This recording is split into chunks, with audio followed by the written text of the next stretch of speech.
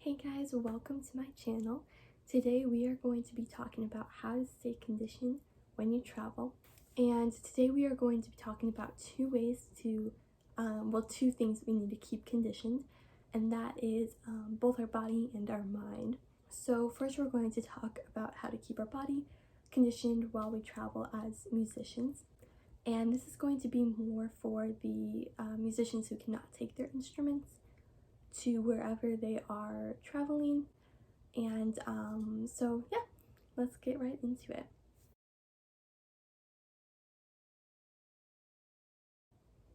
Okay, so the first thing that you're going to want to do is, if you stretch before you practice, then that is awesome.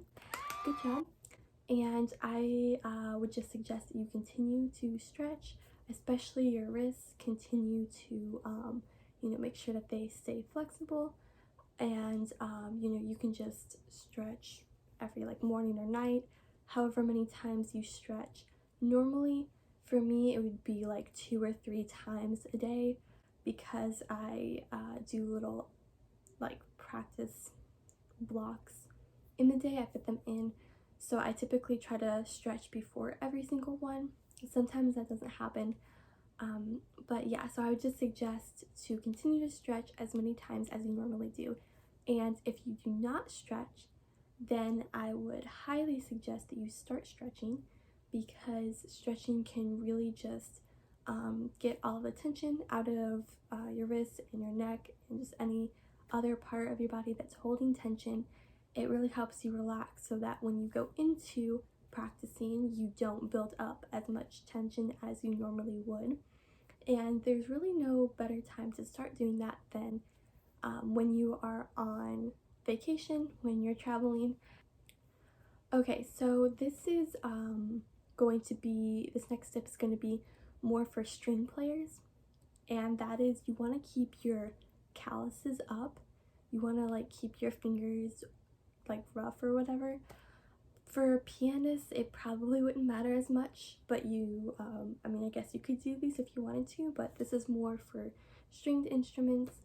And so just find out wherever your calluses are. They're going to be different depending on which instrument you play.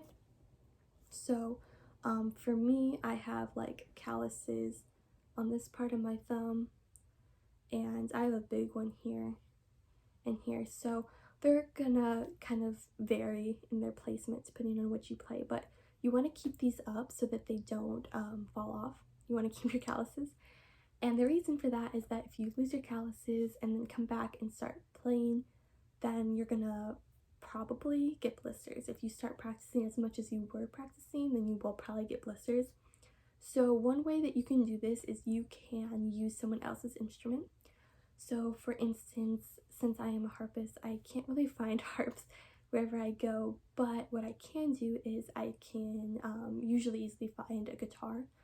So where I'm going in particular in a couple days, my cousin has a guitar, and usually he lets me use it.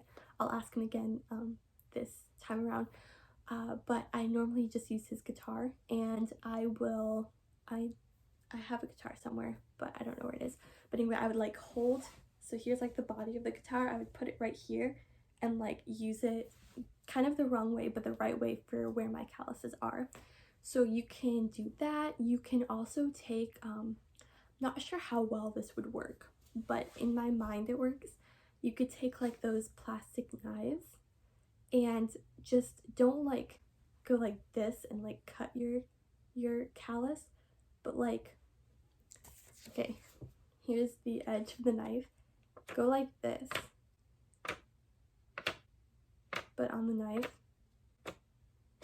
And maybe for every instrument you don't have to do that, but for me in particular, the bottom strings of the harp are wire, and they will literally cut you. They're not super sharp, but I have had times where I've practiced so much that I've cut my fingers open, and especially this one that has a big callus.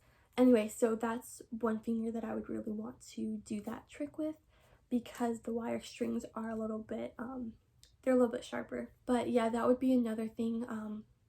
or if there's really any rough surface, just like rubbing your fingers on it, just really trying to keep up those calluses, but also be careful that you don't like rub them off or like cut them off.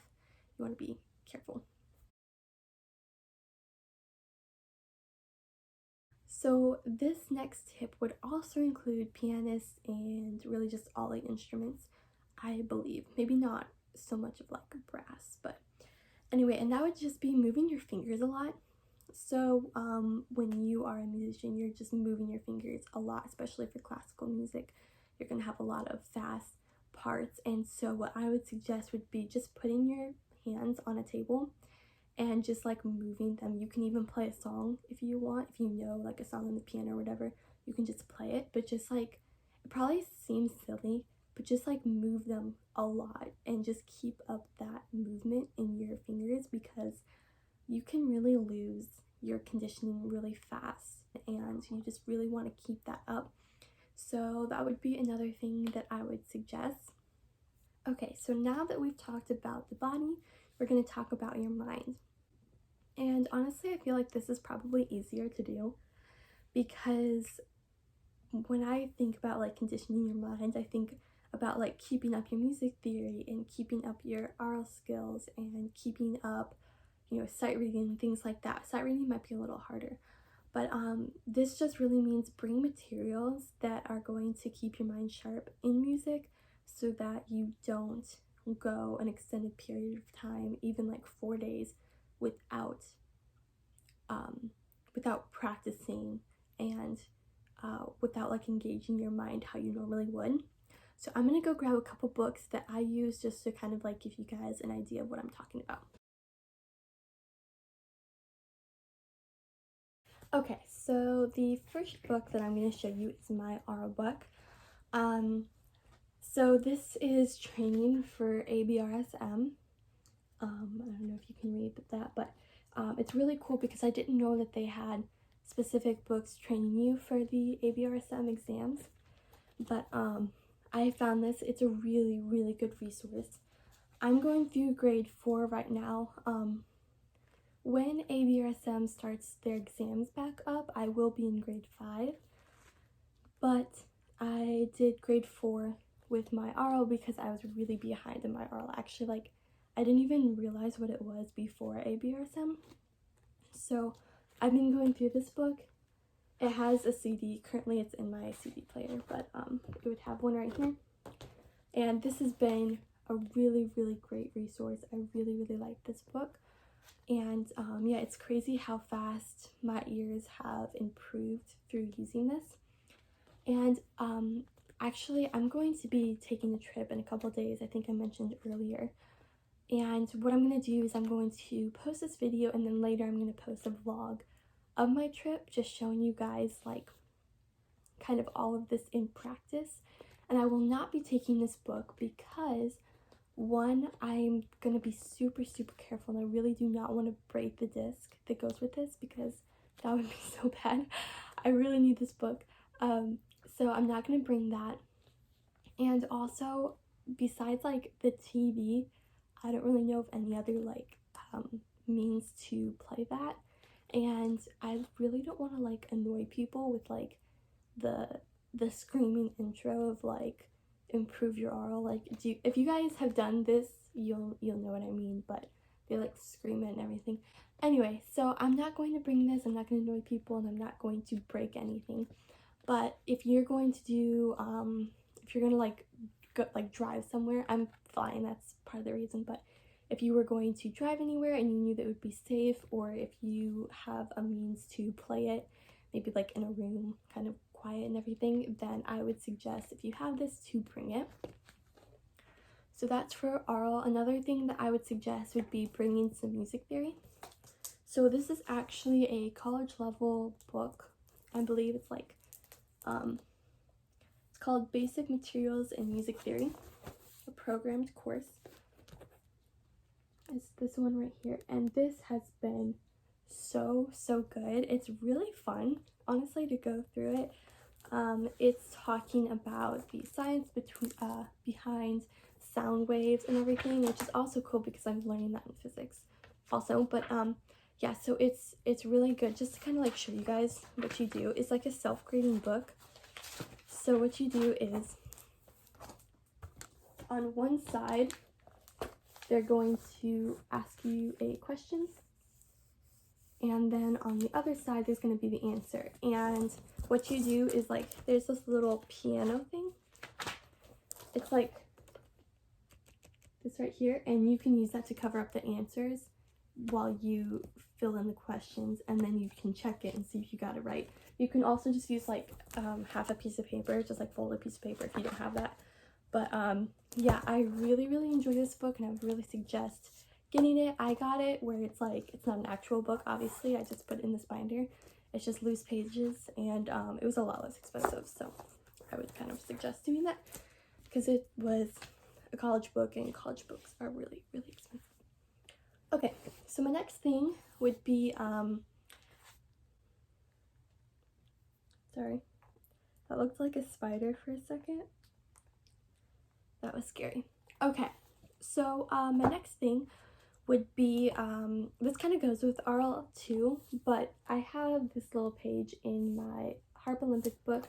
I actually graduated this book, but I went back to do warm-ups, like I always do warm-ups from here, and I saw this tap and count page, and I'm like, oh, this is gonna really help me with sight reading, because with sight reading I have a really hard time like actually counting, because what I used to do is I used to tap my foot, but you can't do that when you play the pedal harp because you have to have your feet on the pedals.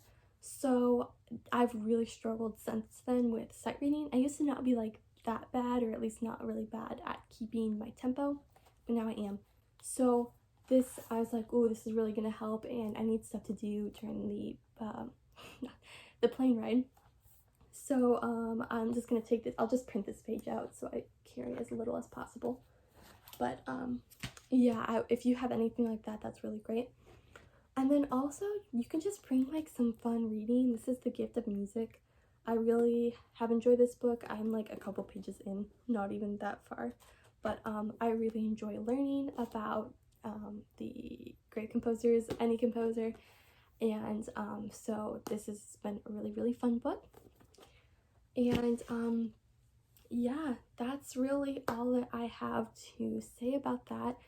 There are so many materials out there that you can, you know, bring on your trip just to really make sure that you don't forget things. And honestly, when we practice and when we're in like our normal routine, it's easy to like just always go forward in learning and not kind of review. And review is so important. So I would suggest to use your travel time, your vacation, as a time to review things that you're like a little fuzzy on, or you've completely forgotten. If you don't know how to do something, do research, learn how to do it. And yeah, so I hope you guys liked this video, and like I said before, I will be posting a vlog probably later this year about my travels, and just kind of like putting this into practical use. I will be taking you guys with me to Florida to yeah, just show you guys what I do to keep myself conditioned. Some of this stuff I will not be able to take because we're flying and I have very little space. So I feel like that's kind of perfect, because I'm gonna show you like how to keep yourself conditioned when you have literally like almost nothing to bring with you except for like clothes and a couple books. So I already said this, but thank you for watching, and please subscribe to my channel if you are not subscribed, and give this video a thumbs up if you like it.